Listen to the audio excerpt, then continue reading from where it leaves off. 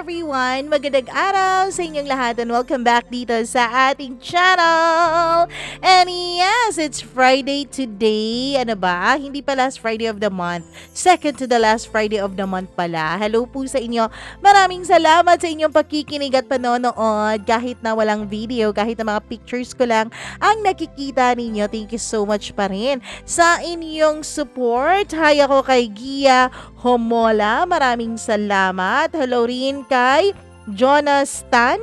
Maraming salamat din kay J-Bel Diogracia. Ayun, parang ang dami-daming bagong pangalan na. Finlin, maraming salamat sa iyo. Hello raw kay Roslyn Montgomery from Arkansas, USA. Hi kay Mary Joy Buraza. Maraming salamat sa pagkikinig. Watching from Jordan. Maria Elena Abe, thank you so much. Ken Heronimo. Gimaras Girl, Jeneline Akalain, maraming salamat.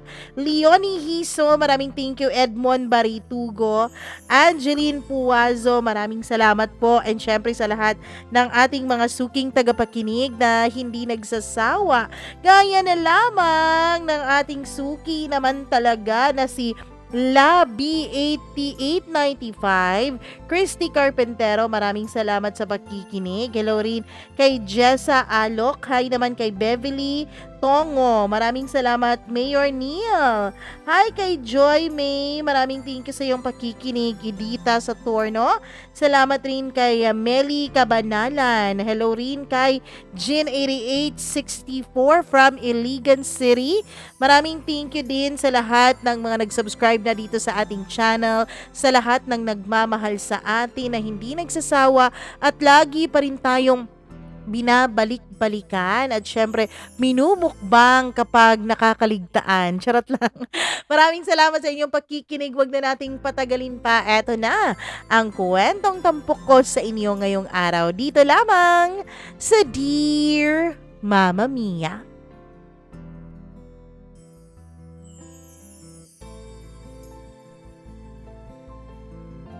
Minsan sa ating buhay, wala na tayong choice kundi ang maging matatag, ang maging malakas.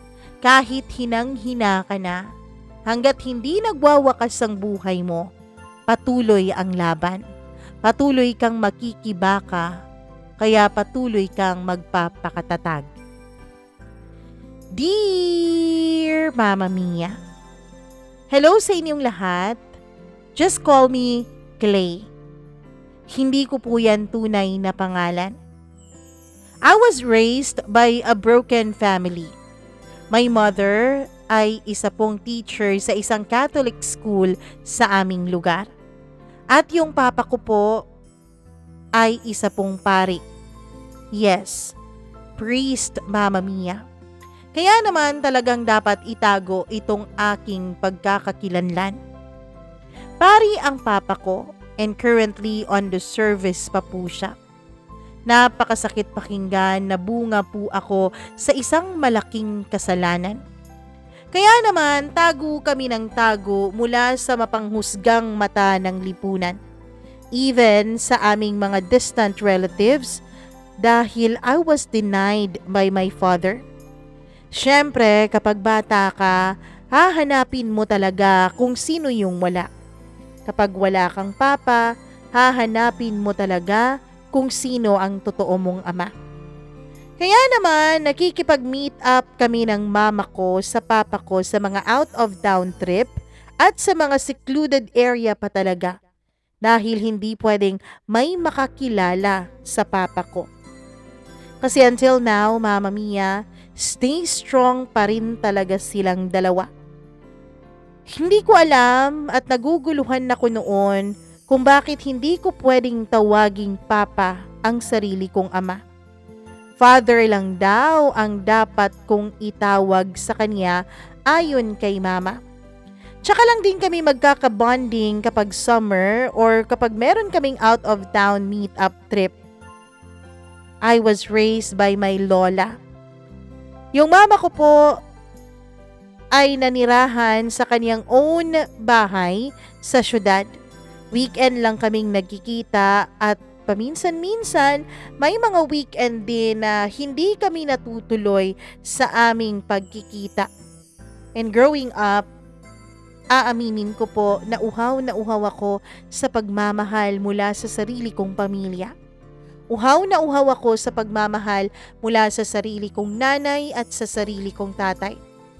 Hanggang sa naging teenager na ako, and slowly, unti-unti ko na pong nagets ang setup nilang dalawa. And naiintindihan ko po, Mama Mia. Naiintindihan ko kung bakit paminsan-minsan ay sinasabi o pinagkakalat ng iba naming mga kapitbahay na anak raw ako sa isang pagkakasala. Kabit ng isang pare ang mama ko. Immoral ang papa ko at pati na ang mama ko. Sila pa naman at ang mga propesyon nila ang inaasahang pinakamoral sa lipunan. Isang guro at isang pare. Ang dami-dami kong naririnig na kung ano-anong mga masasakit na salita mula sa iba. May mga chismis nang kumakalat pero wala naman pong confirmation tungkol sa pagkatao ko. Kaya lang, alam niyo naman, di ba, Mama Mia, yung mga chismis na ganyan, kahit wala pang confirmation, ay parang iniisip na ng lahat na siya ang katotohanan. Napakasakit. Minsan ay nabubuli ako. Hindi ko rin naman dinedispensahan ang sarili ko, Mama Mia. Hindi rin ako dinedepensahan ng lola ko mula sa mga bullies ko kasi nga, totoo din naman ang mga sinasabi nila. At alam ng lola ko na kapag dinepensahan niya ako, pihadong lalaki ang gulo. Kapag binubuli ako ng mga kaidaran ko, tapos dedepensahan ako ng lola ko, syempre yung mga kaidaran ko dedepensahan din ng kanilang mga magulang. In short, mauungkat pa at mas marami pang tao ang makakaalam ng aming madilim na sikreto. Kaya naman I take it as a motivation na maging maayos sa aking pag-aaral, maging maayos sa aking mga kilos at hindi dapat ako sumunod sa yapak ng aking mga magulang. Kaya Mama Mia, nasabi ko talagang napaka-unfair naman ng mundo. Napaka-unfair din ng aking childhood and teenage life kasi instead na mag-e-enjoy ako sa buhay, ay mas nag-focus pa ako sa sarili ko kung saang banda ba ako dapat mas gagaling pa. Kung saang banda ko pa dapat galingan pa para kahit papaano, mabawas-bawasan man lang ang mga nanunukso at nambubuli sa akin. Mama Mia, sinisigurado kong kung hindi man lagi, madalas ay perfect score ako sa exam ko. Kapag ganon, my teachers will praise me kasi magaling daw ako. Kaya naman, minsan, hindi na nila ako tinutukso pa ng mga kaklase ko.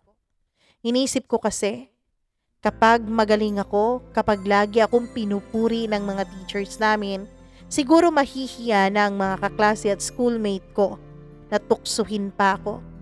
Yun ang mindset ko that time. Iniisip kong kahit anak ako sa kasalanan, basta magaling ako sa school at hindi ako tutulad sa mama at papa ko, ay maiiba ko ang kapalaran ko. Takot na takot akong magkasala, Mama Mia. Takot na takot akong ma-disappoint ko ang lola ko dahil alam kong big disappointment na sa kanya ang pagkapanganak ko. Pero talagang kahit anong ingat mo, kahit anong pilit mo, darating at darating ang panahon na susubukan ka talaga ng sitwasyon. Kahit anong pagsisikap mo, meron at meron talagang hihila sa iyo pababa. Mama Mia, isang araw may isang gurong nagtanong sa akin kung totoo raw ba ang chismis na anak ako ng isang pare. De-deny sana ako, Mama Mia, pero biglang nagsalita yung kaklase ko na kapitbahay din namin. Sabihin mo na lang ang totoo, Clay, na 'di ba? Nandun nga si Father sa inyo nung nakaraang araw. 'Di ba?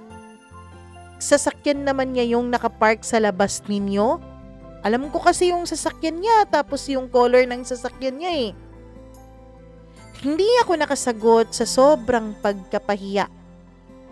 And doon nga nagsimula ang worst bullying sa buhay ko, Mama Mia.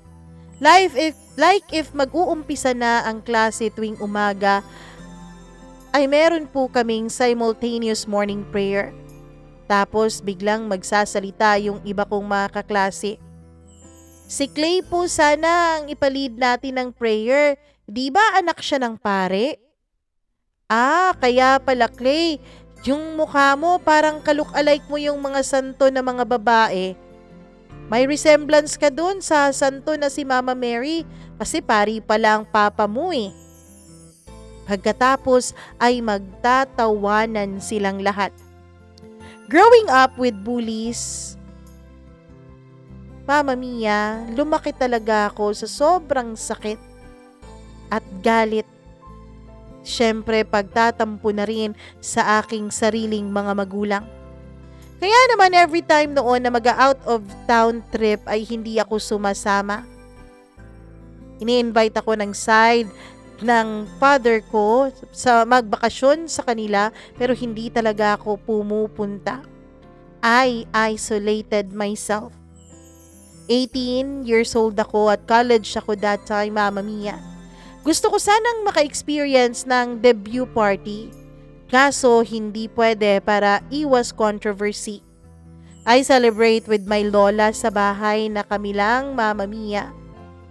At dahil kami lang, ay 2 fried chicken at chocolate cake lang ang handa namin. Tapos nag-movie marathon na lang kaming 2. At last day na namin yung bonding ni Lola. Hindi ko alam na yun na palang magiging huli dahil after a week from my birthday ay namatay na po ang babaeng nagpalaki sa akin. Namatay na po ang lola ko. Kaya I decided to move out kasi mababaliw ako sa bahay ng lola ko. Kasi miss na miss ko siya sa bawat sulok ng bahay na yon.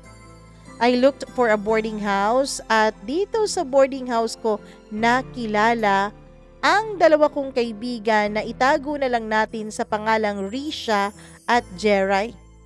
Until nag-decide kami na lumipat sa isang apartment. Close na close kaming 3 na para bang sisters by heart na talaga kami. Open na open kami sa isa't isa. No secrets talaga. Ganon kami, Mama Mia. Si Risha ay the kikay one at si Jeray naman is the liberated one. Siyempre, ako yung nasa gitna kaya ako yung moderator nilang 2. Sa kanila ko natutunan kung paano enjoyin ang buhay. Sa kanila ako natuto na tumikim ng beer. I even changed my outfit wardrobe according to their taste. Kasi nag-aalala si Risha, Mama Mia. Baka raw kasi sumunod ako sa papa ko. Baka raw pumasok ako sa kumbento at magmadre. Noon, Mama Mia, yung mga bullying ay affected talaga ako. Pero during college ay hindi ko na po yun masyadong dinidibdib. I take it as a joke na lang. Kasi naman, Mama Mia, nung mga time na yon ay wala na rin kaming magandang relasyon at communication ng aking mga magulang. Basta every 2 weeks ay may pumapasok po sa aking ATM na pera bilang sustento nila. I am not totally cutting any ties sa mga magulang ko. Nagkikita pa rin naman kaming 3 pero hindi na sabay-sabay. Pag sa aking mama, ayun talagang kapag nagkikita kami sa mall, ay iniimbitan niya ako na mag-snacks kami. Pumapayag din naman akong makipagkape at makipag-snacks sa kanya. Sa papa ko naman, gusto kong makibalita sa kanya o gusto ko talaga siyang makita ay dapat babiyahiin ko pa ang kabilang syudad. Mga almost more than an hour din ang biyahe. Minsan nga nag-a-attend pa ako ng misa niya. Minsan-minsan ay sinasama ko rin yung 2 kong mga kaibigan. Kaso nga medyo may pagkademonyo ang mga utak nila at itong si Jeray, Mama Mia. Kapag nagsisimba kami tapos yung papa ko ang nagmimisa, imbis na nagsimba kami para Para makuhanan man lang kahit konti ang mga kasalanan namin, ay mas nagkakasala pa kami. Sabi niya, mas nagkakasala daw siya sa tuwing nagsisimba siya at papa ko ang nagmimisa. Kasi na-imagine niya raw. Kasi nga, medyo mestizo ang papa ko. At dito po ako nagmana. Kaya wala talagang lihim na hindi mabubunyag kung tutuusin. Kahit pa may mga magtatanong at ide-deny ko, hindi rin naman ako makapag-deny dahil nga ang itsura ko ay manang-mana naman po sa papa po. Pero kahit na na-adapt ko na po ang city life, natatakot pa rin ako, Mama Mia, na mawala ako sa tamang daan. Lagi ko kasing naiisip, anak na nga ako mula sa pagkakasala, tapos mapapariwara pa ang buhay ko. Ano kayang sasabihin ng ibang tao? Baka sabihin nila kaya ako napariwara dahil bunga ako ng kasalanan. Hindi ako tatanggapin sa langit dahil mula pagkapanganak ko ay pagkakasala na. Kaya naman, Mama Mia, nakakainom lang talaga ako kapag itong si Risha ay nagdadala ng alak sa apartment. O kapag namimili kami sa convenience store ng mga beer and can, kapag meron kaming study session. Mas pumapasok kasi talaga sa utak namin kapag umiinom kami. Pero kapag clubbing, yung isa naming kaibigan na si Jeray ay never talaga itong umabsent. Hindi rin naman ako sumasama doon, Mama Mia. Hindi ako sumasama sa mga clubbing na yan dahil natatakot ako. Natatakot akong tuluyan nang masira ang buhay ko. Nasira na nga mula nung ako'y ipinanganak. Siguro naaawa din si Risha sa akin kaya hindi rin siya sumasama kay Jeray at sinasamahan na lamang niya ako sa apartment. One time ay napakaingay ng city namin. Maraming mga turista. Season kasi yon ng festival para sa aming province. Wala pa pong COVID nung mga time na yon. Mama Mia, masayang masaya ang lahat. At busy din naman ako noon kasi research namin yon. Kaya medyo inumaga ako ng uwi. Pero itong si Risha at Jeray, inumaga rin ng uwi dahil nag-bar hopping sila. Basta talaga gala. Etong dalawang to ay hindi mo mapapapermi sa bahay. Pero ako nung time na yon ay hindi ako gumala. 1 AM na nung nag-ring ang phone ko. Si Jeray ang tumatawag at nakikipag-video call sa akin at halatang lasing na ito. Girl, sunduin mo naman kami please. Nandito lang kami sa may resto bar. Kasi itong si Risha, suka na ng suka kanina pa eh. Pagkatapos, Mama Mia, ay umiiyak pa nung mga panahon si Jeray. Ano ba naman kayo? Alam nyo naman na hindi ko kabisado yung mga bar na ganyan ninyo eh. Basta kapag bumaba ka ng jeep, dito sa may entrance, sa may ground, magtanong ka na lang kasi marami namang nakakita sa amin dito eh. Sige na please, kaysa naman mamatay kami rito. Ikaw na ang pag-asa namin eh. Mama Mia, ito talagang mga babaeng to kapag nalalasing. Wala akong naging choice. Mabait sila sa akin. Lagi nila akong sinasamahan kaya hindi ko dapat sila iiwanan sa oras ng kagipitan. Kaya ayun, dali-dali ako nagbihis ng shorts at shirt dahil nakapantulog na nga ako nung tumatawag siya. So pagdating ko dun sa mga sinasabi niya, Mama Mia, ay grabe. Ang dami-daming tao at napaka-crowded naman talaga. Kaya nahirapan ding pumasok ang jeep na sinasakyan ko doon dahil sa dami ng taong nasa may daanan na. Marami ring mga taong nagpipila pa o pumipila pa papasok ng resto bar. Ang ingay-ingay ng buong paligid. Meron ring nagpe-perform na Battle of the Bands sa kabilang kanto. So ayun, Mama Mia, ako naman ay sumimple lang akong nasa gilid ng daan dahil sa dami ng tao. Ang dami ding mga nakapark na mga motor at ang dami ding mga maiingay na mga motor na pinapaandar with matching patay sindi pa nitong mga ilaw. Napakaliwanag ng paligid at napakadaming tao. Dahil nga hindi ko sila makita ay tinawagan ko si Jeray. Girl, mga baliw talaga kayo, no? Sang banda ba kayo? Kayo na lang ang pumuntas dito sa akin, please. Ako pa yata ang mawawala dito eh. Nandito ako sa may entrance. Itong may mga maraming motor na nakapark. Pasigaw na ako noon, Mama Mia, dahil pakiramdam ko ay hindi nila ako naririnig. At para rin maramdaman nilang galit na ako sa ginagawa nilang ito sa akin. Girl, please, ikaw na lang ang pumunta dito kasi mukhang hindi na kaya ni Rishang tumayo eh. Sabi ni Jeray. Tumaas ang blood pressure ko nung mga time na yon kasi aside sa hindi ko talaga kabisado yung lugar na yon at hindi ko alam yung sinasabi nilang location, ay natatakot talaga ako na baka maligaw ako dun, Mama Mia. Tapos may madilim pang bahagi ang ground na yon. Baka may humila lang sa akin bigla, tapos baka sabunutan ako dun, baka bugbugin ako dun, at kung ano-ano pa. Ewan ko. Ang dami ko kasing takot dito sa katawan ko eh. Agad-agad ko silang niratrat ng aking bunganga through video call, Mama Mia. Not minding kung naririnig ba nila ako. Alam nyo kayong dalawa ha? Ang galing-galing nyo mag-inom tapos suka naman kayo ng suka.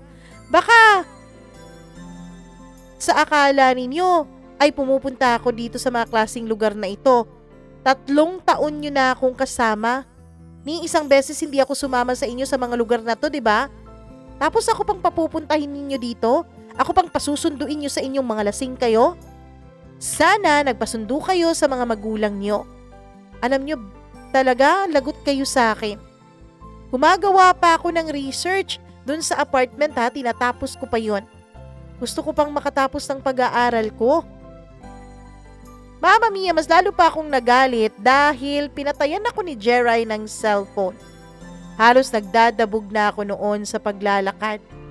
Tapos nung biglang may parang nagsasalita sa likuran ko, like ang lapit-lapit talaga ng boses niya sa akin.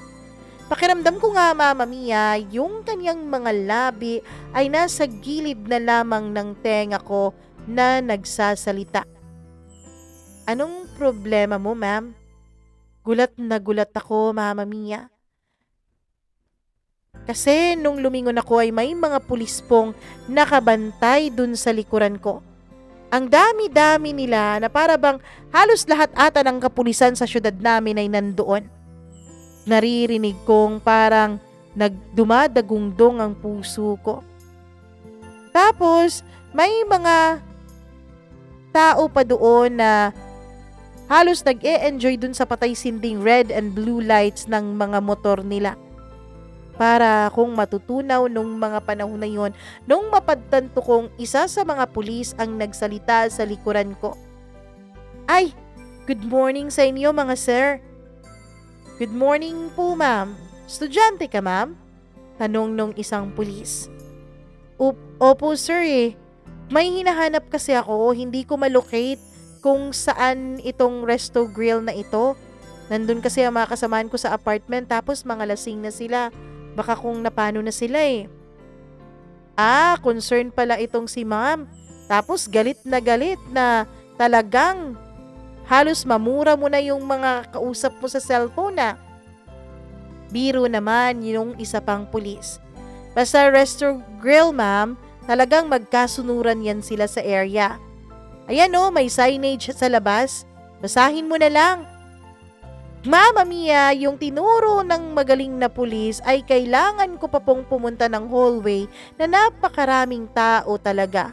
Tapos may mga nakamotor pa so nag-aalala ako dahil hindi po talaga ako sanay na tumatawid. Sa totoo lang, lalo na kapag busy street. Hindi po ako marunong tumawid ng madalian. Nasense siguro nung isang pulis na para akong natakot na maglakad. Kaya ayon, nagtanong siya dun sa medyo may edad na pulis na kasamahan nila. Nagulat na lamang ako nung nagtanong ito sa akin. Dalaga ka pa, ma'am? O single? Nagtagpo ang mga kilay ko like what? Sa sideline pa ba itong matandang to at nagtatanong pa talaga sa akin kung dalaga pa ako single? Pero dahil Mama Mia, meron po akong sadya sa kanila, ay nagpakabait ako nung mga panahon na yon. Opo sir, estudyante pa rin po ako. Ah, sir, samahan mo si ma'am, yatid mo doon. Kasi parang natatakot ito na makasalamuha yung ibang tao dyan. Tinawag niya yung isang pulis, Mama Mia. Eto ma'am, kasi single ka, eto rin, single pa rin. Sabi nung matandang pulis. Hindi ako nagsalita dahil kung hindi lang sana ako natatakot na magpunta doon sa napakaraming tao na alam kong marami na ring lasing, ay hindi talaga ako magtitiis dito sa mga pulis na ito. Ay, sige sir, sabi nung pulis na tinawag nung nakatatandang pulis. Pagkatapos nun ay parang tinutukso-tukso na kami nung ibang mga pulis na nandoon.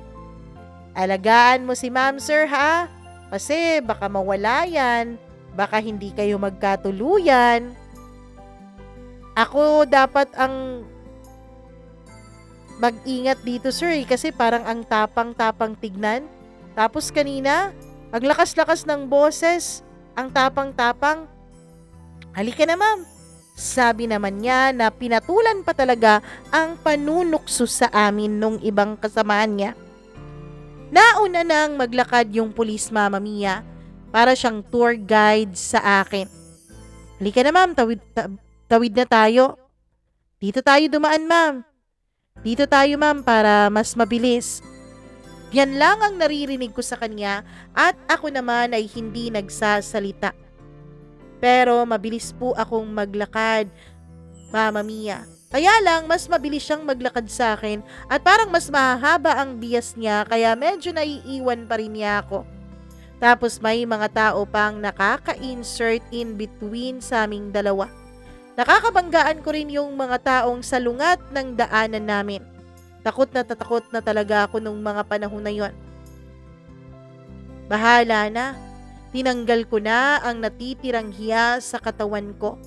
Hindi naman niya ako kilala, tsaka pagkatapos nito, hindi na rin naman siguro kami magkikita. Sir, hintayin mo ako please. Sinigawan ko na siya para marinig niya ako. Ang totoo niyan ay nakakatawa naman talaga dahil tumigil pa siya sa may gilid ng daan habang hinihintay ako. Halika ma'am, halika dito tayo. Pagkatapos ay hinawakan niya ang kamay ko para raw hindi na kami magkahiwalay pa habang naglalakad. Ma'am, nininervyos ka ba? Ang lamig-lamig kasi ng kamay mo Mama Mia, hindi na lang ako nagsalita. Kahit ang totoo ay ayaw kong may humahawak na ibang tao sa akin, nung mga panahon na yon ay pasalamat talaga ako sa ginawa niya. So ayun, nung makita nga ako ni Risha at Jeray, ay shock na shock ang dalawa dahil may kasama raw akong pulis. Baliw ka talagang pagka-friend, Clay. Alam mo, sinadya nga naming pasundin ka dito para naman makalabas ka dun sa lungga natin.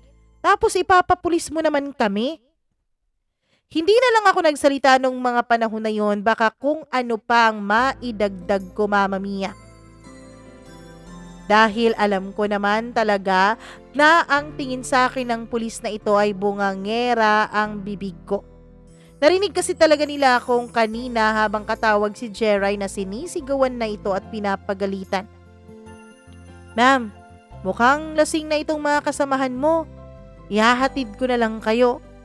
Delikado na kasing mag-commute ngayon Tapos parang ikaw lang mag-isa ang nasa matinong pag-iisip. Etong dalawang to parang lasing na Magantay na lang kayo dito ha. Kukunin ko lang yung sasakyan na mobile namin. Nakaparking doon, no? Sabay turo niya. Pero Mama Mia, ang walang hiya kong mga kaibigan ay may dinemand pa doon sa pulis na ng magandang loob na nga sa amin. Sir, wag naman yung sasakyan na para kaming hinuhuli ha. Para kaming mga nahuli sa drug raid o kung ano pa man nun. Sana naman kotse ang pasakyan mo sa amin. Yun bang parang sosyal na police car, sir? Sabi ni Jeray. Mama Mia, palingon-lingon tuloy si sir sa amin. Pailing-iling pa siya. Siya nga po pala, may dumating na police car na parang Honda CR-V type.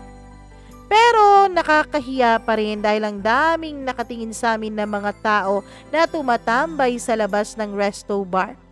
Tapos feeling ko nung mga panahon na yon ay baka may nakakakilala sa amin doon o baka nga may classmate kami na nandun tapos machichismis pa ako kinabukasan. Pagdating namin sa apartment ay masaya naman ako dahil nakarating kaming safe and sound. Tinulungan pa ako ni Mr. Police Officer na maisaayos ang dalawa kong mga kasamahang lasing sa aming mini sala. Dali-dali tuloy akong nag-ayos ng aming sofa bed sa sala para sa kanilang dalawa. Dito na lang sila sir, kasi pupunasan ko pa yan sila eh. Salamat talaga sir ha. Salamat dahil hindi mo kami iniwan doon. Okay lang naman ma'am. Alam mo ma'am, ang swerte-swerte ng mga housemates mo sa'yo. Kasi meron silang tagapag-alaga kapag nalalasing sila. Parang gusto ko na ring maki-housemates dito eh. Ako naman nung mga panahon na yon ay parang nainis sa kanyang sinabi. Nainis ako sa part na gusto niyang maki-housemates sa amin. Pero chill lang ako dahil alam kong meron rin talagang mga reputations itong mga pulis dito sa syudad namin. Isyong-issue talaga ito sa kanila, Mama Mia, lalo na doon sa aming university na halos lahat ng mga pulis dun sa amin ay may pagka-chic boy. Kaya naman hinayaan ko na lamang siyang dumiskarte kung ano man ang diskarting iniisip niya. Yung school kasi namin ay malapit lang po ang barracks ng mga pulis. Alam mo sir, nakakainis nga minsan eh.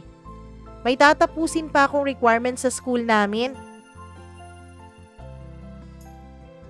Sinadya ko talagang sabihin yon dahil gusto ko nang umalis si Mr. Policeman. Gusto ko na siyang umalis at isipin niya na busy pa ako dahil kapag tapos na akong magpunas dun sa dalawang lasing ay tatapusin ko pa nga ang ginagawa kong research. Tawagin mo na lang akong Hunter. Hunter ang pangalan ko. Ikaw ma'am, anong pangalan mo? Pwede ba kitang i-add sa Facebook? Pagkatapos noon ay kinuha niya ang cellphone niya sa kanyang bulsa at tinype niya doon sa search bar dun sa cellphone niya at binigay niya yun sa akin para i-type ko ang pangalan ko. At first, Mama Mia, ay nagdadalawang isip ako kung ibibigay ko ba sa kanya ang Facebook name ko. Medyo na-sense siguro ni Sir na ang pagdadalawang isip ko noon. Okay lang naman talaga ako ma'am, huwag kang matakot sa akin. Kasi baka sa susunod, meron namang mga ganito ulit na mga sitwasyon, di ba? So pwede mo na akong i-chat. Dito lang din kasi ako na-assign sa area niyo eh. Dahil sa utang na loob ay tinype ko ang Facebook name ko. Yun po ang nag-iisa kong Facebook account hanggang ngayon. Pagkatapos ay umalis na rin si Sir kaya ayon nilock ko na ang mga pintuan pati na rin yung gate, Mama Mia. Inasikaso ko na ang mga BFFs ko. After nun ay pumasok na ako sa kwarto at binuksan ko ang Facebook at in-stalk ko si Sir. Okay, photogenic pala. Na Paul Compasser. Dati pala siyang teacher sa Catholic school. Nung tinignan ko ang Catholic school na yon, ay yun po ang paaralan kung saan nagtuturo ang mama ko. Which means malaki ang posibilidad na kilala niya ang mama ko. Mama Mia, nakita ko rin dun sa mga old photos niya sa Facebook na mostly ay yung mga teachers na kasamahan niya dati. May mga estudyante din. May mga co-teachers and confirm. Kakilala nga niya ang mama ko kasi may picture sila with other teachers. Ang latest post niya ay yung nakapasa siya sa NAPOLCOM 5 years ago. And after training ay naging pulis siya agad. Sa mga tags, posts, and photos, Mama Mia, such as sa mga special mentions, ay may mga awards and mga congratulatory greetings. Doon ko nakita na almost 30 na pala si Sir. Imagine, almost 10 years din ang age gap naming dalawa. Matanda na pala itong si Sir. Sana naman makonsensya siya kapag pumatol siya sa akin na di hamak na mas bata sa kanya. Hanggang dun lang ang naging communication namin noon. Hindi siya nag-chat at hindi rin ako nag-chat. Hanggang sa dumating ang final exam namin. Maagang-maaga akong pumunta sa paaralan para naman makapag-relax at makapag-review sana. Kasi natatakot talaga ako na hindi ako masali sa Dean's List. Aside kasi na meron pong cash incentives yung school namin kapag Dean's Lister ka, ay meron rin po akong scholarship na cash na makukuha. Mama Mia, nung time na ito kasi meron na pong free tuition sa mga universities. At ang scholarship ay converted po sa cash. Basta dapat maintain lang yung mga grades mo para makatanggap ka ng cash every semester. Talagang nakakatipid ako noon dahil sa pagiging magaling ko sa school. Nung nandun na ako sa may entrance ng school, Mama Mia, ay chinek ni Manong Guard yung bag ko. Pagkatapos may mga pulis sa hallway. Kasi parang may bomb threats doon sa school namin o ewan ko ba. Kaya merong mga police personnels doon sa school namin kasi lagi pong merong mga ganon. Nakita ko si Sir Hunter doon. Siya nga po pala, Mama Mia. Nagchat-chat po pala si Sir Hunter sa akin ng good morning and good afternoon and good evening. Ganun lang naman, nothing special. Samantalang ako, seen lang talaga sa kanya. Hindi ako nag-reply ni minsan. Tapos active liker ko rin pala siya every time na may post ako. Kaya naman dahil doon ay paminsan-minsan na lang akong nagpo-post. Minsan nga, naiinis ako dahil hina-heart react niya yung iba kong mga post, lalo na yung mga pictures ko. Good morning, Ma'am Clay. Hi sir, ikaw pala yan. Good morning din. Ingat kayo, ma'am ha. Ingat kayo sa paligid nyo and avoid crowded places. Opo sir.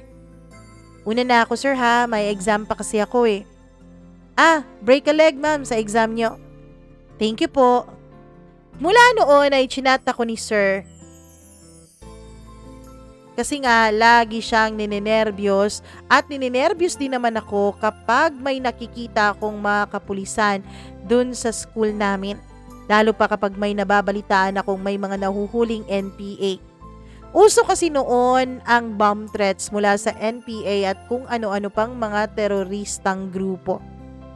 Fresh na fresh din ng mga panahon na yon ang Marawi War, Mama Mia. Napakahirap kaya nag-overthink ako at ang dami-daming what if sa utak ko. Lalo pa nung semester na yon na ang daming transferee sa school namin. Ang daming new faces. Kaya naman, nakapag-chat ako sa kanya. Good evening, sir. Okay na ba yung school? Kasi parang wala nang pulis na nakaposte dun sa school namin Safe na ba yung school sa mga terrorism threats? Okay na po ma'am, no problem na po yung university ninyo. Focus ka na lang dyan sa pag-aaral mo.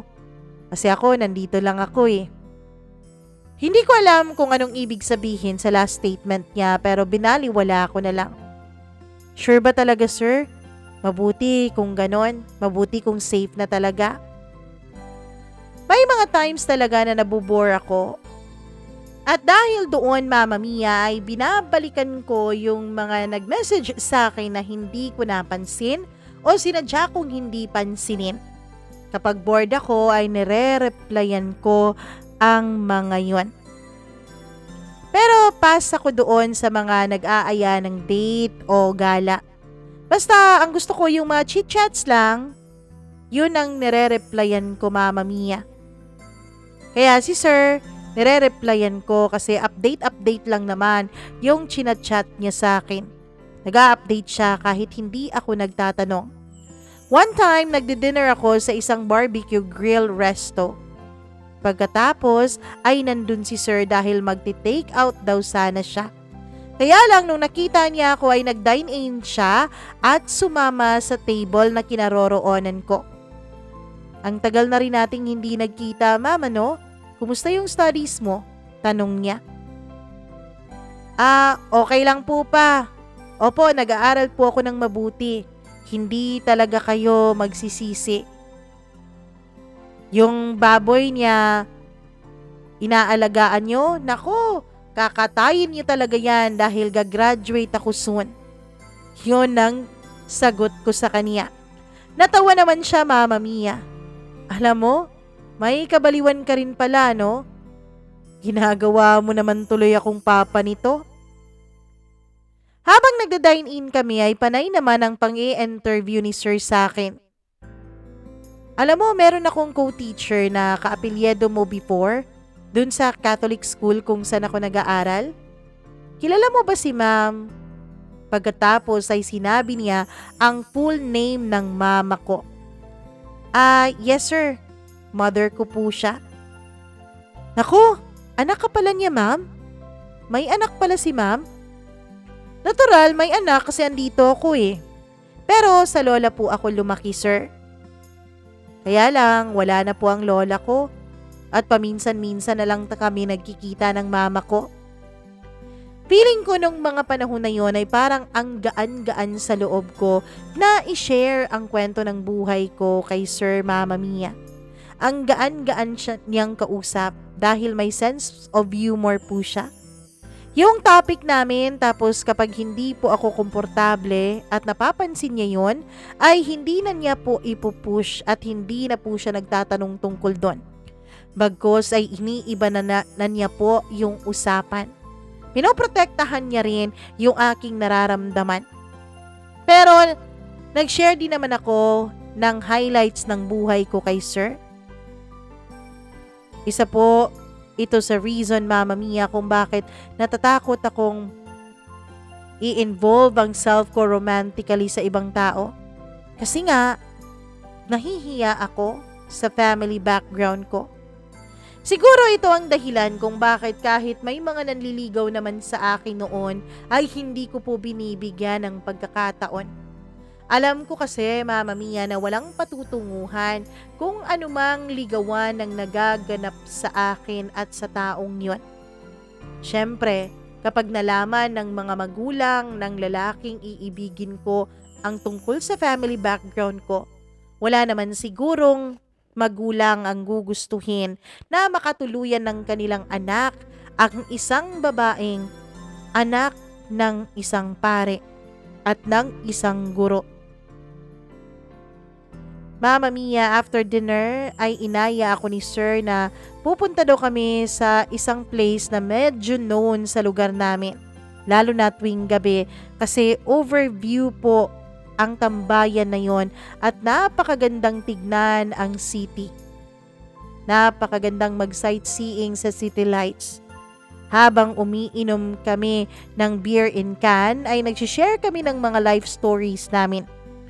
Una, si Sir ang nag-share sa akin hanggang sa ako na rin ang nag-share sa kanya.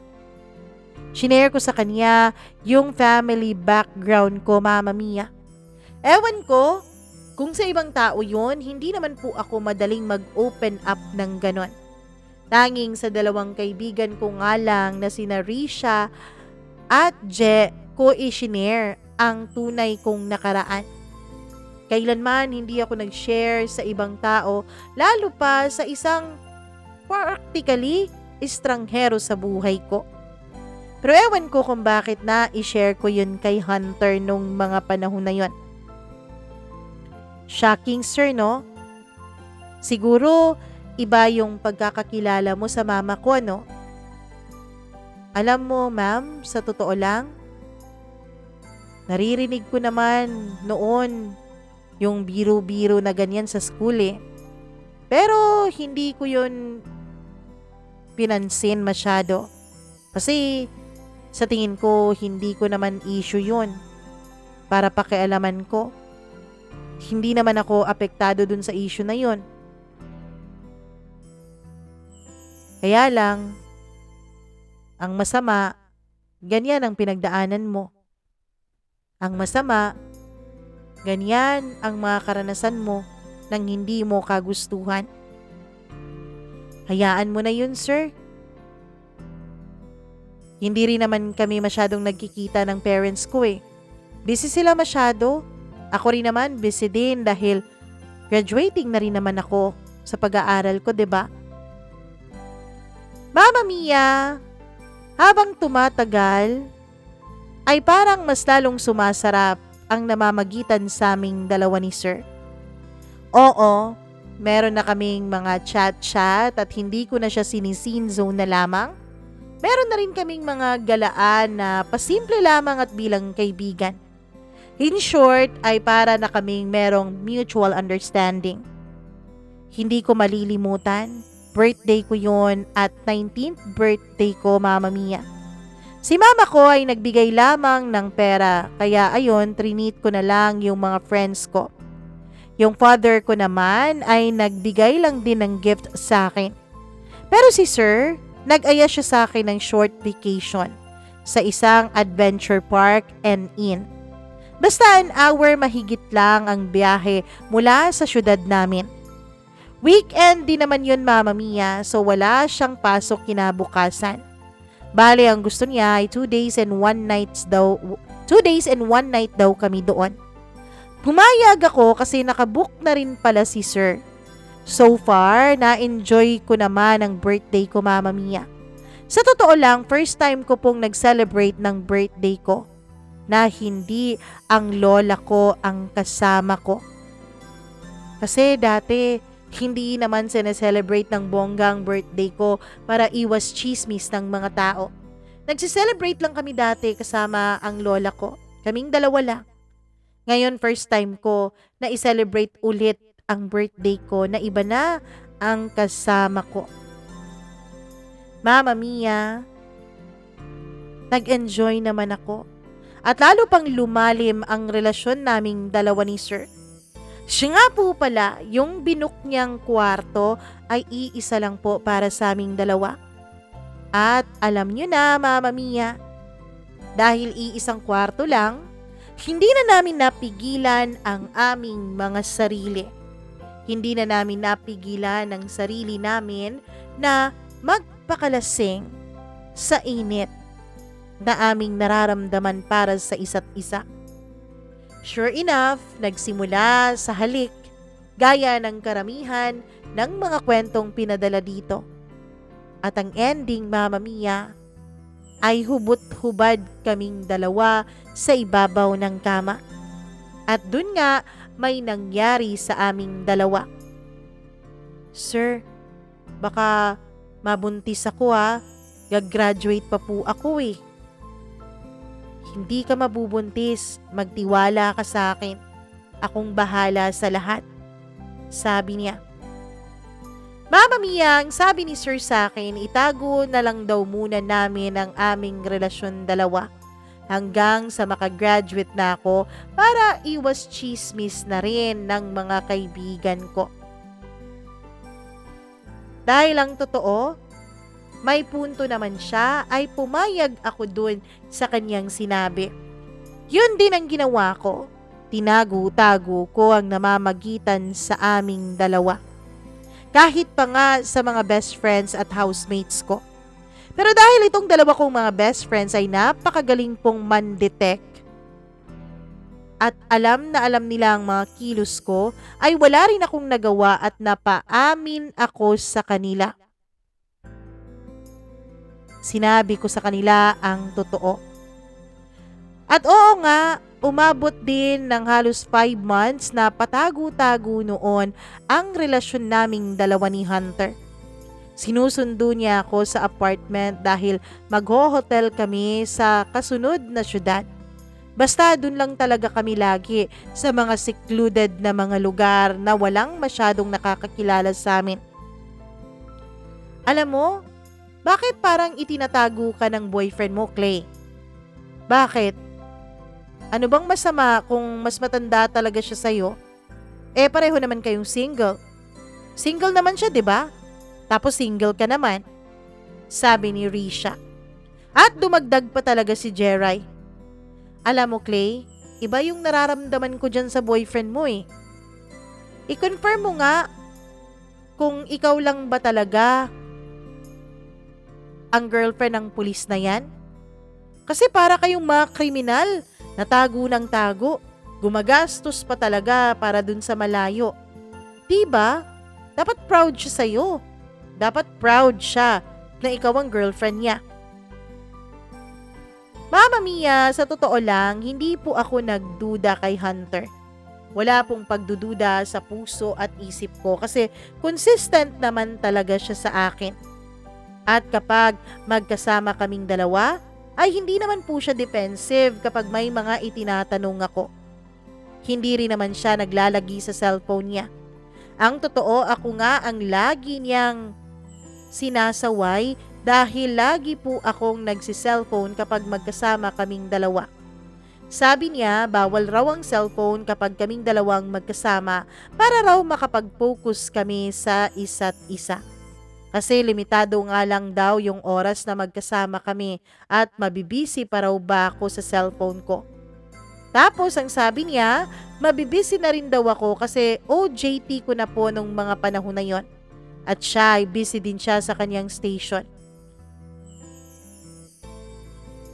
Tapos sabi ko, baka dahil din sa pagtago-tago naming dalawa kasi syempre, police officer siya tapos ako estudyante pa. Tapos siya, ang laki ng agwat ng edad niya sa akin. Aside sa nakakahiya naman talaga kung tutuusin ang family background ko. Kaya deserve ko rin sigurong itago.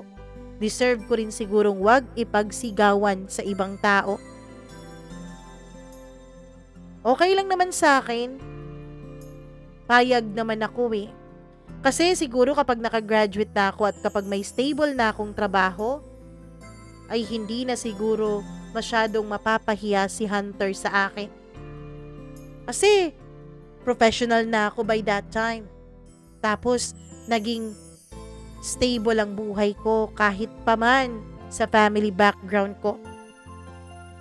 Pero sa totoo lang, habang tumatagal na tinatago namin ang namamagitan sa aming dalawa ni Hunter, ay unti-unti po akong nag-overthink, Mama Mia. Nagsimula na po akong mag-overthink dahil sa tuwing magkikita kami ni Hunter ay may tawag ng tawag sa kanyang cellphone. Tapos may lagi siyang sinasabi sa akin na uuwi daw muna siya dahil may emergency sa kanila. Uuwi daw muna siya dahil kailangan siya dun sa kanila. Nung una ay binabaliwala ko yon. Pero ewan ko, kahit anong baliwala ko kapag mag-isa na lang ako sa kwarto, ay hindi po ako nakatutulog sa pag-iisip. Ano bang nangyayari? Sino ba yung tawag ng tawag sa kanya? Hanggang kailan ba namin itatago ang namamagitan sa aming dalawa? Yan ang mga tanong na paulit-ulit na pumapasok sa utak ko. Yan ang mga tanong na hindi ko mabigyan ng kasagutan. Pero syempre, ayoko po na masira ang relasyon naming dalawa ni Hunter. Kaya sinasarili ko lamang yon. Ewan ko kung tama ba yung ginagawa ko. Pero wala naman po akong concrete evidence eh. Hindi naman ako pwedeng mambintang, lalo na kung yun lang ang ikakasira ng mood namin habang magkasama kaming dalawa, hindi ba? Dapat kasi sinusulit namin ang oras namin gaya ng sabi ni Hunter.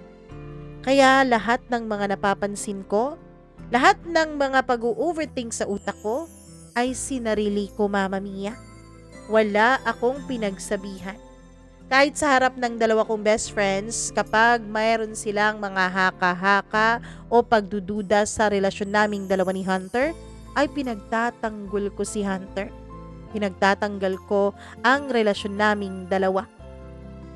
Hanggang sa dumating ang time na nabisi kaming pareho, Mama Mia.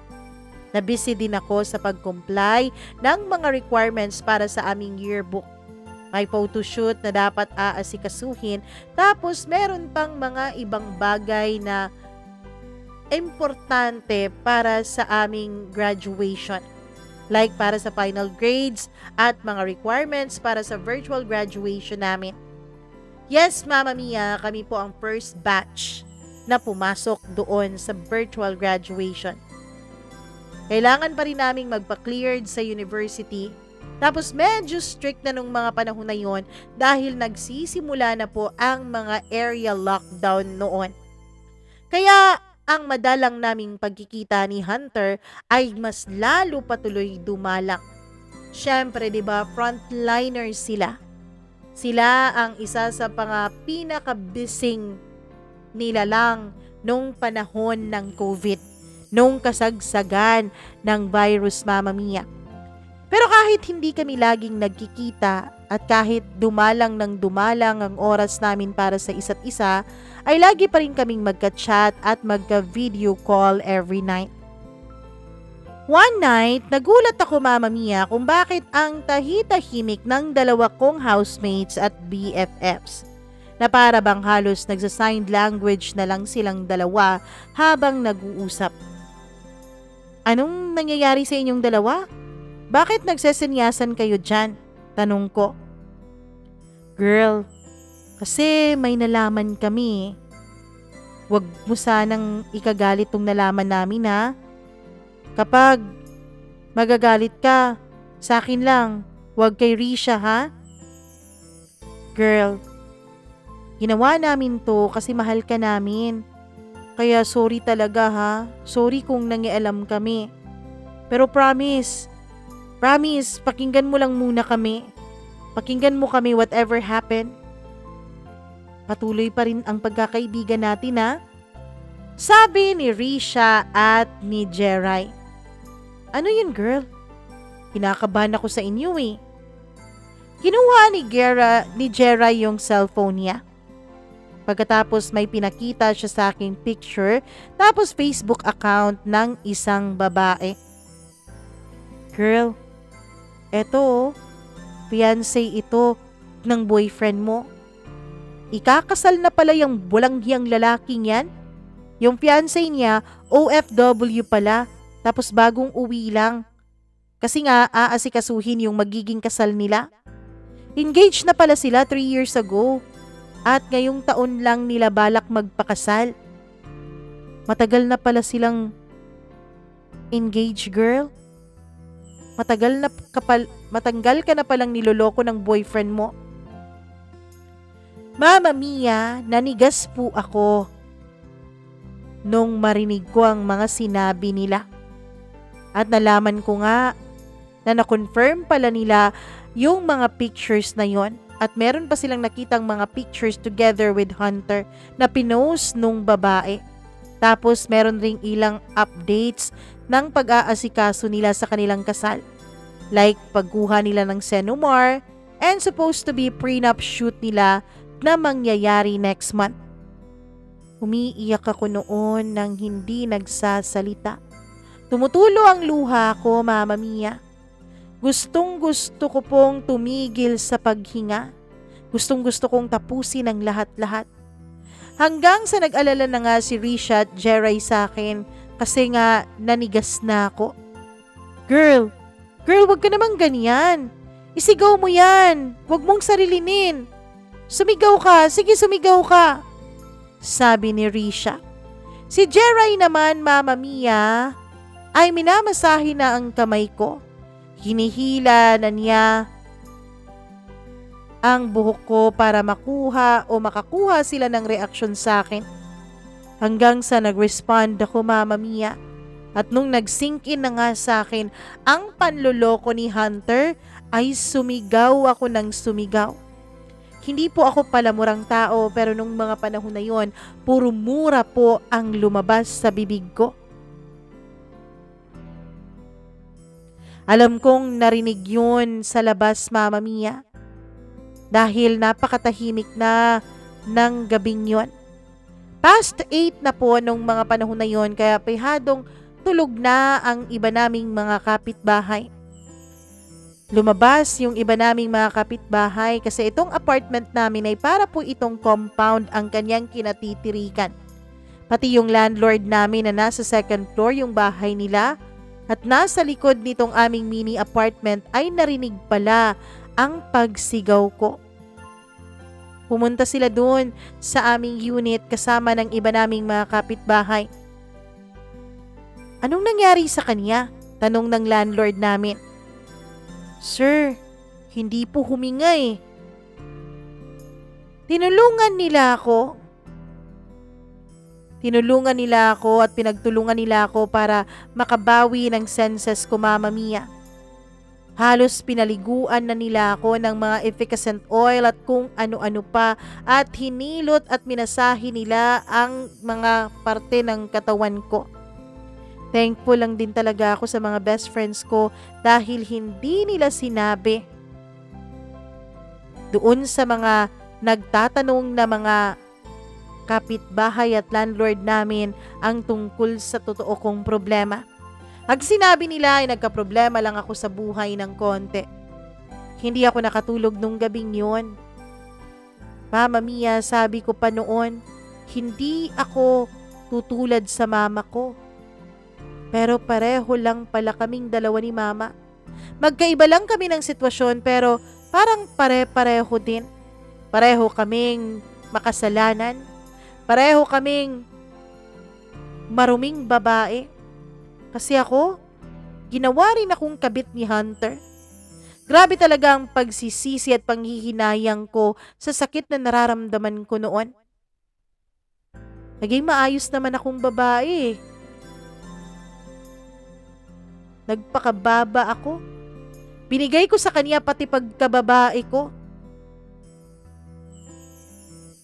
Mama Mia, naisip ko, ako ba ang sumasalo ngayon ng karma ng mga magulang ko? Karma ba ito sa pagiging immoral ng aking mga magulang?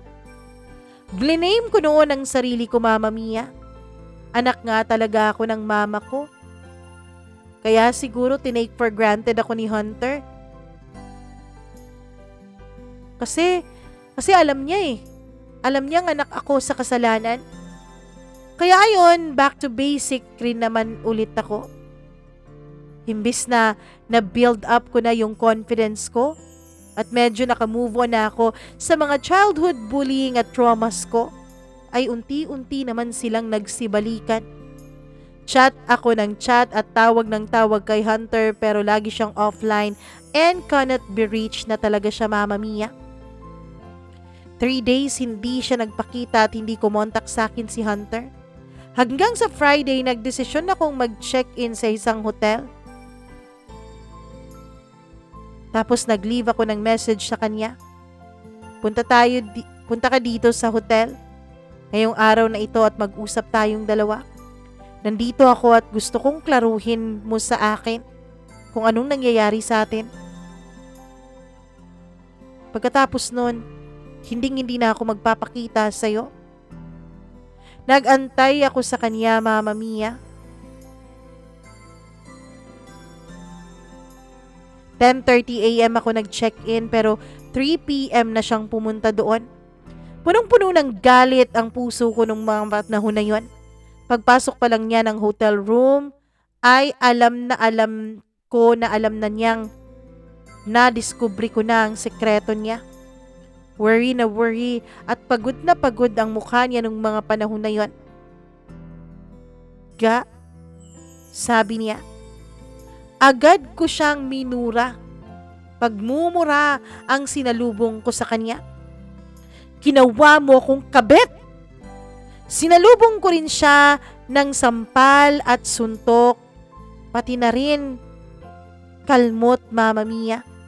Hindi naman siya pumatol sa akin, hinayaan lamang niya ako. Samantalang ako ay grabe na ang iyak ko noon. Tapos ano, masaya ka na?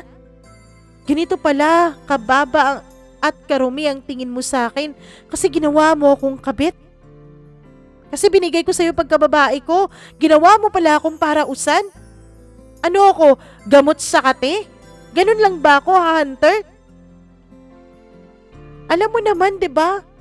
Simulat sa pool, ikaw lang ang naging boyfriend ko.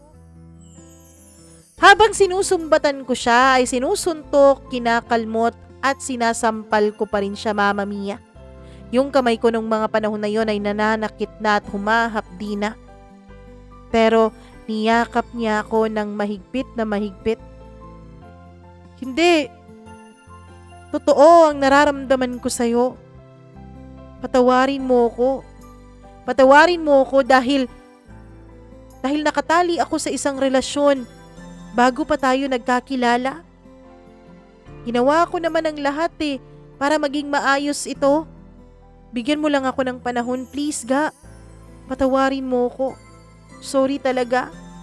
Hindi ako magde-deny sa'yo. Aaminin ko, napakalaki ng kasalanan ko sa'yo.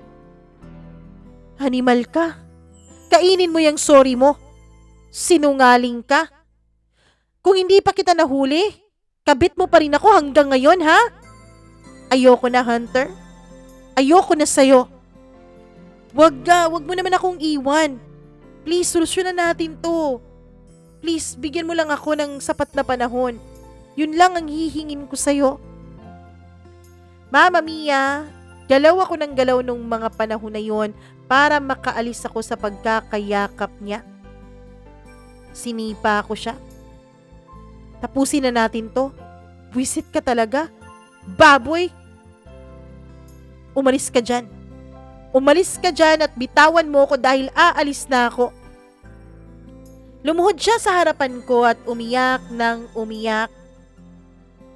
Habang tinatakpan niya ng kanyang katawan yung pintuan. Niyakap niya ulit ako, Mama Mia. Niyakap niya yung mga paa ko habang ako ay nakatayo at siya ay nakaluhod. Maawa ka, Clay. Maawa ka, please huwag mo akong iwan. Mahal na mahal kita. Huwag mo namang gawin sa akin to. Sinampal ko siya ulit. Hindi ka ba kinikilabutan dyan sa mga sinasabi mo, ha?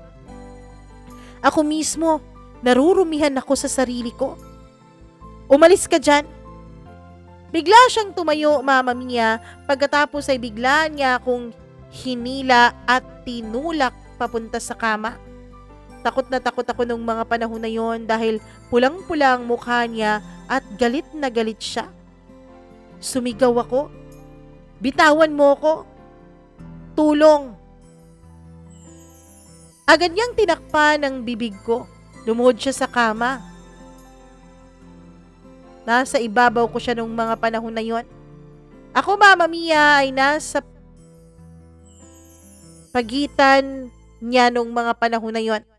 Nasa pagitan ako ng mga paa niya. Lumuhod siya para hindi niya maupuan ang tiyan ko. Huwag mo akong iwan. Iwan mo ako, ha? Gagawin ko ang lahat para hindi mo na ako maiwan. Oo, baliw na ako. Oo, demonyo na ako, animal na ako. Tawagin mo na ako ng kahit na ano pero hindi tayo maghihiwalay. Mama Mia, pinunit niya yung suot kong t-shirt. He took me by force. Yun bang parang hindi na niya talaga ako kilala, Mama Mia? Yes. Hindi ko po kagustuhan na may mangyari sa amin nung gabing yun. Yes. Pinagsamantalahan niya ako noon. Mahinang-mahina na ako sa kakalaban sa kanya. Sumisigaw ako pero agad niyang tinatakpan ang aking bibig. Wala talagang panama ang lakas ko kumpara sa kanya. Wala akong nagawa, Mama Mia. Mahinang mahina ako at iyak lang ako ng iyak. Hinayaan ko na lang siyang babuyin ng babuyin ang katawan ko. Pagkatapos niya ay nakadapa ako sa kama. Grabe ang iyak ko nung mga panahon na yon. Wala na akong kahit na konting lakas na natitira sa akin. Tumayo siya. Pagkatapos, Mama Mia, ay nilagyan niya ako ng kumot. Hindi ako gumagalaw. Kinuha niya yung cellphone ko at siya na yung nagdial. Hello, Rish? Please, dalan mo naman ng damit itong si Clay. Iwan mo na lang sa front desk. Kung pwede, ngayon na. Please. Tahimik siya na parang may nagsasalita sa kabilang linya. Sigurado akong kaibigan ko yon at nagtatanong na ng mga bagay-bagay sa kanya. Huwag kang mag-alala, okay lang si Clay. Mag-uusap muna kami tapos ihahatid ko rin siya dyan. Okay, sige, salamat. Umupo siya sa tabi ko, Mama Mia. Nagbihis siya. Samantalang ako ay walang tigil ang pagtulo ng mga luha sa mga mata ko. Hinang-hina pa rin ako nung mga panahon na yon. Pumasok siya sa CR. Ilang sandali pa ay lumabas siya, pero ako ay nag-umpisa na akong matakot sa kanya. Gustong-gusto ko nang umalis doon, pero halos nahihirapan akong kumilos. Binuhat niya ako. Dinala niya ako sa CR at pinaandar niya yung shower. Warm bath, Mama Mia. Nabasa ako ng tubig. Naramdaman ko ang ligamgam ng tubig. Parang unti-unting bumabalik ang lakas ko. Pero umiiyak pa rin ako nung mga panahon na yon. Tinalikuran ko siya pagkatapos sinabihan ko siyang, labas. Hindi siya nagsasalita at sinunod ang sinabi ko. Ewan ko kung gaano ako katagal sa ilalim ng shower. Basta, pakiramdam ko ang shower ang nagbabalik sa akin unti-unti sa lakas na nawala sa akin. Pagkatapos bigla akong sumigaw sa ilalim ng shower, Mama Mia. Dali-dali siyang pumasok sa banyo. Humila siya ng towel, pagkatapos ay binalot niya yun sa akin. Shh, tama na yan. Patawarin mo ko. Please, wag mo akong iwan. Bakit mo nagawa sa akin to? Nagiyakan kaming dalawa sa loob ng banyo habang yakap-yakap niya ako. Natatakot akong iwan mo ko eh. Pero tapos na. Takot na rin ako sa'yo, Hunter. Bakit ka ganyan? Bitawan mo ko. Ikakasal ka na. Hindi ako magpapakasal kung hindi ikaw ang magiging asawa ko. Napaka-selfish mo, Hunter. Wala kang ibang iniisip kundi sarili mo. Wala akong pakialam kahit gaano ako kasama sa paningin mo, handa akong tanggapin yon. Handa akong tanggapin kahit na anong parusa. Basta wag mo akong bitawan, Clay. Maawa ka. Napagod na ako kaya hindi na ako nagsalita pa. Tumawag ang front desk at sinabing may binigay raw na paper bag sa labas para sa akin. Nakapangalan daw yun sa akin. Lumabas si Hunter at kinuha yon. Pagkatapos, Mama Mia, ay nagbihis ako. Nag-check out na kami at hinatid niya ako nang wala man lang ni isa sa aming nagsasalita. Pagdating ko sa gate ng may apartment, bababa na sana ako pero nakalock yung door ng kanyang sasakyan. Buksan mo, bababa na ako. Huwag mo akong iwan, Clay, ha? Kahit sang impyerno ka pa pupunta, susundan kita. Seryosong-seryoso siya sa kanyang pagkasabi noon, Mama Mia. Hindi na lang ako nagsalita dahil natatakot na talaga ako sa kanya. Ang gusto ko na lang noon ay makababa na at makapasok na ng kwarto ko. Gusto kong makapunta sa safe zone ko. Mama Mia, nung nakababa na ako ay halos liparin ko na yung apartment namin. Buti na lang at nandun si Risha at Jeray sa loob. Grabe ang iyak ko noon, Mama Mia. Agad-agad kong niyakap si Jeray. Diyos ko, anong nangyari sa'yo, Clay? Bakit ang daming pasa nitong balikat mo at braso tsaka paa mo? Anong ginawa niya sa'yo? Pinugbog ka ba niya? Paano ka? Eto pa sa leeg mo may pasa rin. Umiiyak ako at umiiyak na rin silang dalawa, Mama Mia. Pailing-iling ako noon dahil hindi ko pa kayang magsalita. Kinuhanan ako ni Risha ng tubig.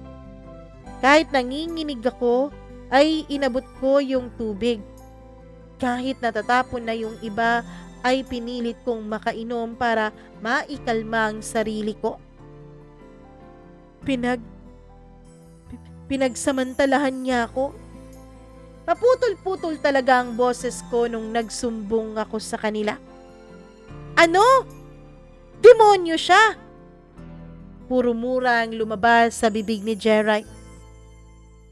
Anong nangyari?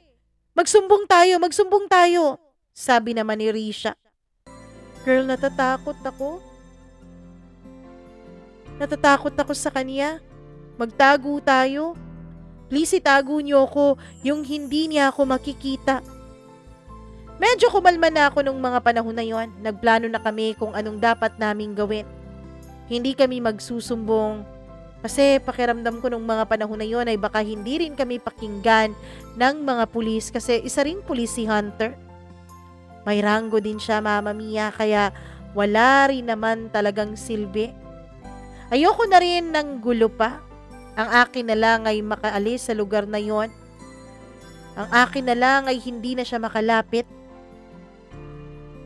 Kung uuwi ako sa amin, alam ni Hunter kung nasaan kami. Kasi kilala niya ang mama ko eh. At yung mama ko, hindi rin naninirahan doon sa bahay ng lola ko. Yung tita ko at ang pamilya niya ang tumitira doon. Ayoko rin na sumama sa kanila dahil isa pa silang mga judgmental, Mama Mia. Lalo na sa aming dalawa ng mama ko. Tapos may mga asawa na rin ang mga anak niya. Nakasama niya rin sa bahay ng lola ko. In short, I have no place to go. Natatakot ako na baka puntahan din ni Hunter ang mama ko. Pagkatapos ay ikwento niya dito ang lahat-lahat. Wala akong ibang matakbuhan, kaya pumayag ako sa offer ni Jeray kasi medyo malayo yung sa kanila at baryo rin, somewhere in Lanao del Sur. Wala rin masyadong kakilala si Sir doon, Mama Mia.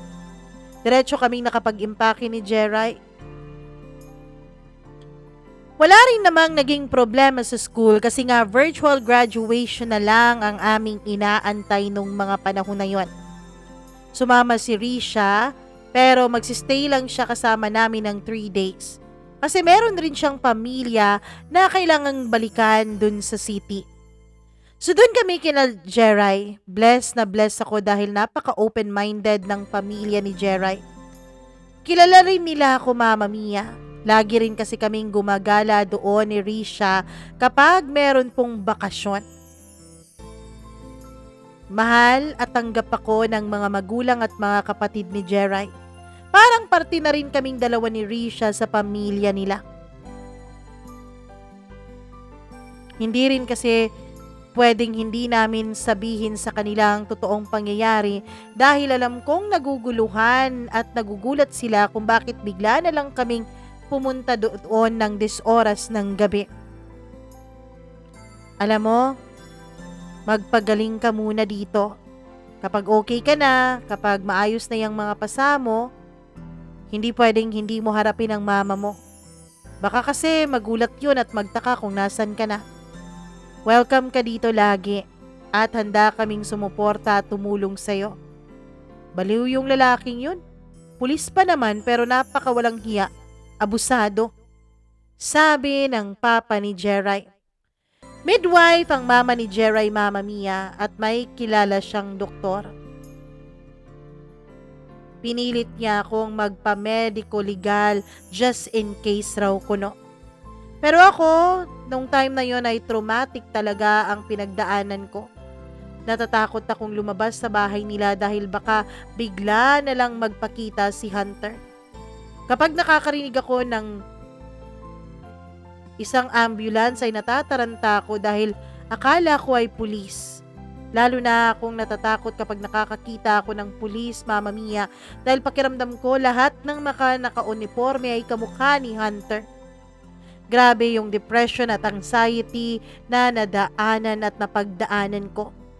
Gabi-gabi akong ginigising ni Jeray dahil umiiyak daw ako at sumisigaw habang nananaginip. Nagigising silang buong mag-anak at nahihiya talaga ako sa pamilya ng kaibigan ko. Kasi Mama Mia, kahit hindi nila ako kaano-ano, ay nahasol po sila sa problema ko.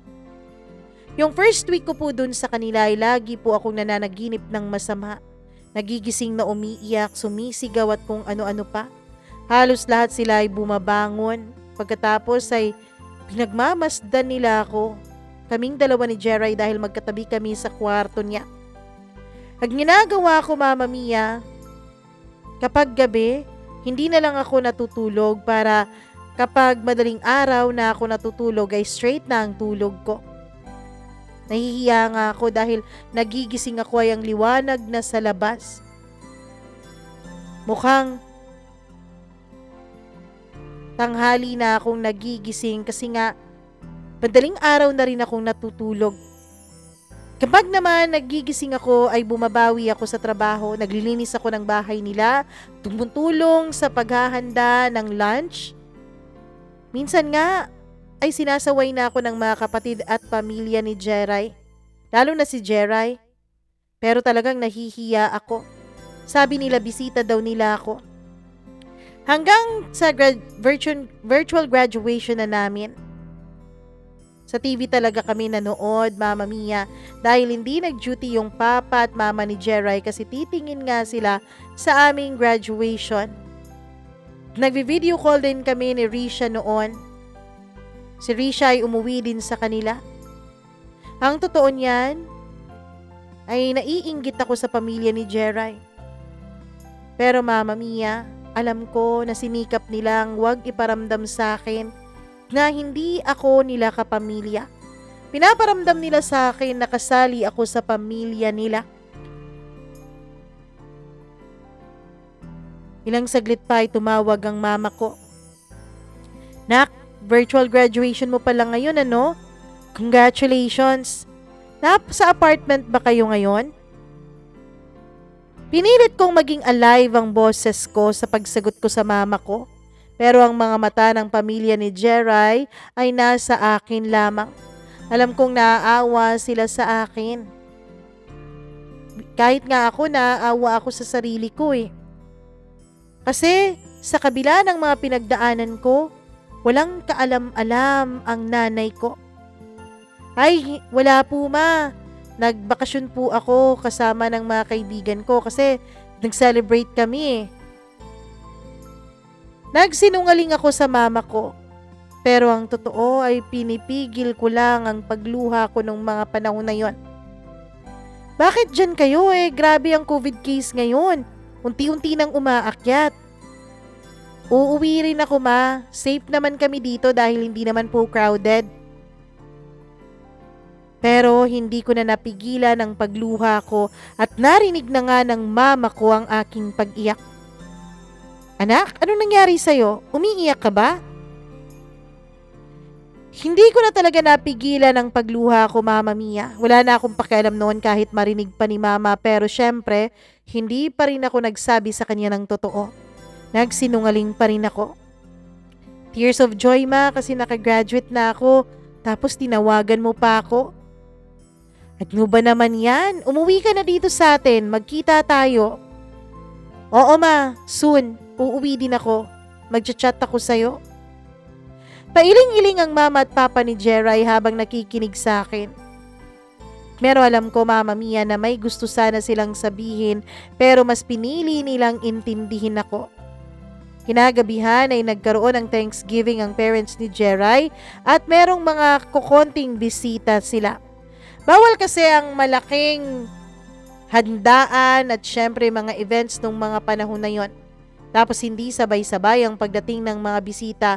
Kaya ayun, medyo naging okay lang naman ako. Natapos na kami sa dinner at naguhugas na ako ng plato at tinulungan ako ng mama ni Jeray. At yung papa ni Jeray ay umupo lang sa may upuan dun pa rin sa mesa. Samantalang si Jeray ay busy sa pagbabalik ng mga Tupperware sa cabinet. Nag-open ang topic ang papa ni Jeray sa akin. Iha, Clay. Naobserbahan ko sa'yo parang napaka-nervyosa mo, 'di ba? Ang bilis-bilis mong mamutla.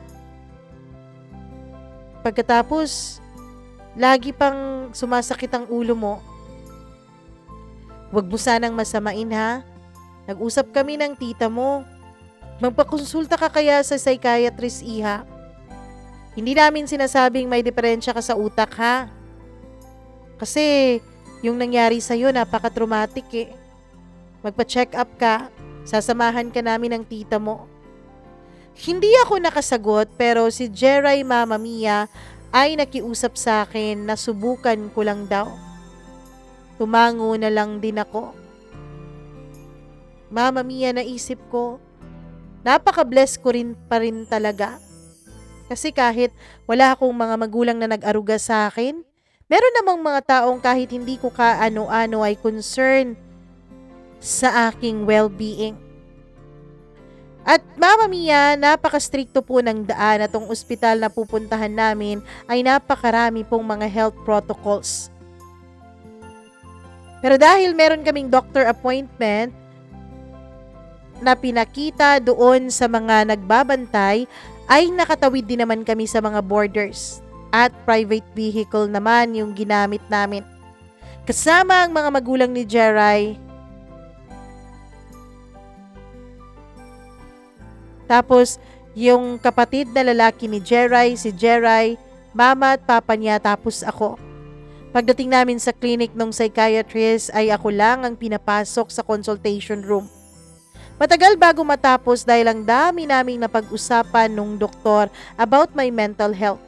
Pagkatapos ay niresetahan niya ako ng gamot para raw hindi ako magka-hyper sa dopamine at makatulog ako ng maayos. Kung ano-ano pang mga gamot ang sinabi sa akin, Mama Mia. At dahil nga sa pandemic, ang next session namin pagkatapos noon ay via online na. Pagkatapos namin ay pinapasok naman ng doktor ang parents ni Jeray at si Jeray para kausapin ang mga ito.